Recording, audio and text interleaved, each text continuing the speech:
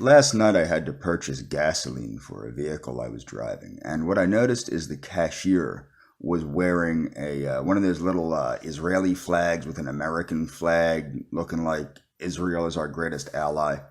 So I wanted to make a video dealing with what is the deal with tolerance for the split loyalty of Jewish Americans. Now, the reason I'm making this video is it's the United States citizen, particularly the conservative evangelical, has a very unique outlook toward uh, basically what I would consider Israeli traitors. You have to remember, no man can have two masters. So it's pretty common for conservative Americans when Mexicans come here, and even naturalized U.S. citizens that are Mexican, that don, say, a Mexican flag or something. You'll hear a conservative, "Go back to Mexico." Or you'll hear the same thing with the Chinese or whoever.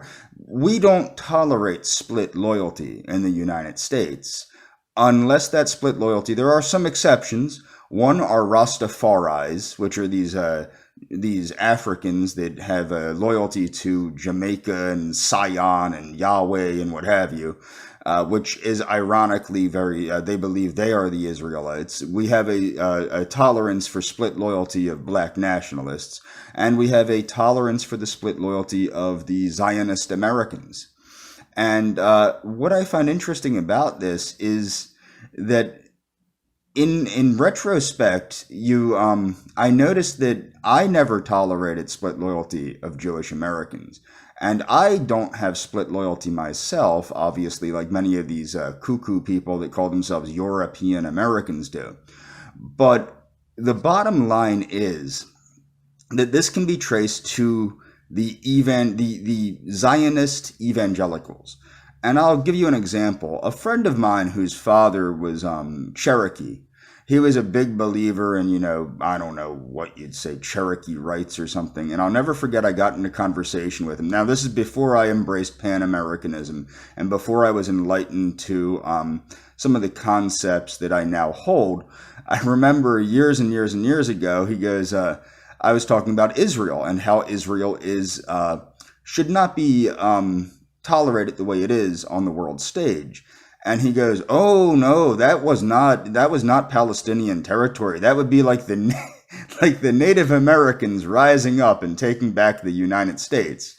To which I snidely said, "What, all 50 of you? We're going to give you each a state?" To which he got very perturbed.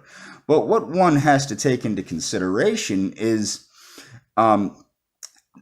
the Israeli Americans, the Jews that see themselves as pro-Israeli, that do not live in Israel and will never live in Israel and do not intend to live in Israel, that promote awareness of the, quote, Israeli suffrage and the misrepresentation of what's going on in the Middle East, really should not be tolerated by the average American. The average American should be pointing out to these people, you are not an American. If you have a split loyalty, you are not a United States, you are not a U.S. citizen. If you claim to support a foreign power, an alien power, and a power that is so against the values of the United States, you should not be allowed to call yourself an American, and you should basically get over there to Israel.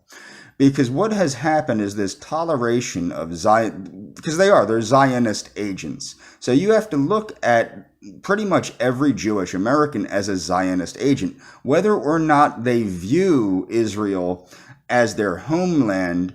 They are promoting this concept that Israel is superior to other world powers. They are supporting lies that Israel is the greatest ally of the United States. They are supporting lies that Israel is the only democracy in the Middle East. They are supporting lies that are used to gain monetary advantage over evangelical Christians and all Americans, to support the oppression of Palestinian Christians, Palestinian Muslims, and Palestinian Druze. So what my point is this. White Americans primarily need to wake up and realize Israel is not their ally. And I would recommend people read a very important book written by Dietrich Eckart called Bolshevism, From Moses to Lenin. Again, that book is Bolshevism, From Moses to Lenin.